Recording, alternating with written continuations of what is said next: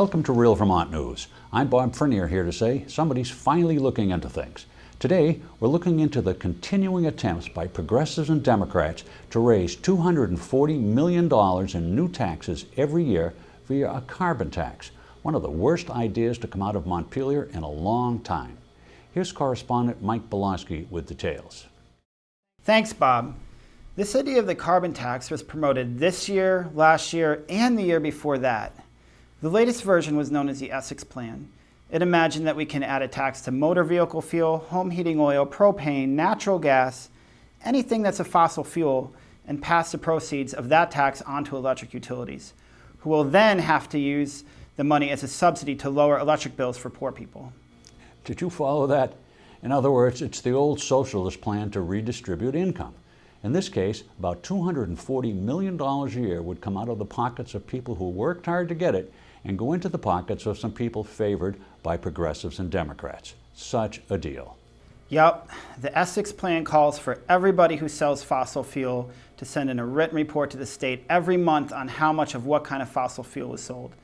And then the state is supposed to take that data and turn it into a calibrated electric energy rebate for poor people, funneled through each electric utility and customized for each electric utility customer every month.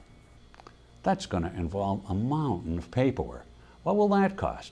And how long do you think it will take for liberals to find some other pet project to fund with carbon tax dollars? That is inevitable. And the whole idea of a renewable electric economy is based on some real blue sky assumptions, like that electric heat pumps can heat a Vermont home during a Vermont winter. They sure didn't work this year when it got so cold in January.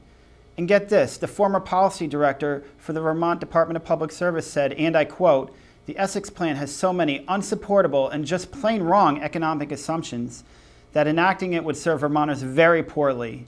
And of course, it would produce no detectable effect on climate change."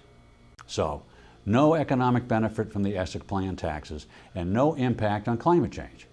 Maybe one day progressives and Democrats will come up with a plan that will actually help the Vermont economy. Meanwhile, the Essex Plan needs to be consigned to the ash heap of history. To help make that happen, like this video, click your Facebook share icon to share this story with all of your friends. Then, tell anyone running for state representative and state senator that you think the Essex Plan is an idea whose time should never come. And that's all the Real Vermont News we have time for. A lot more happened, and we'll be looking into all of it.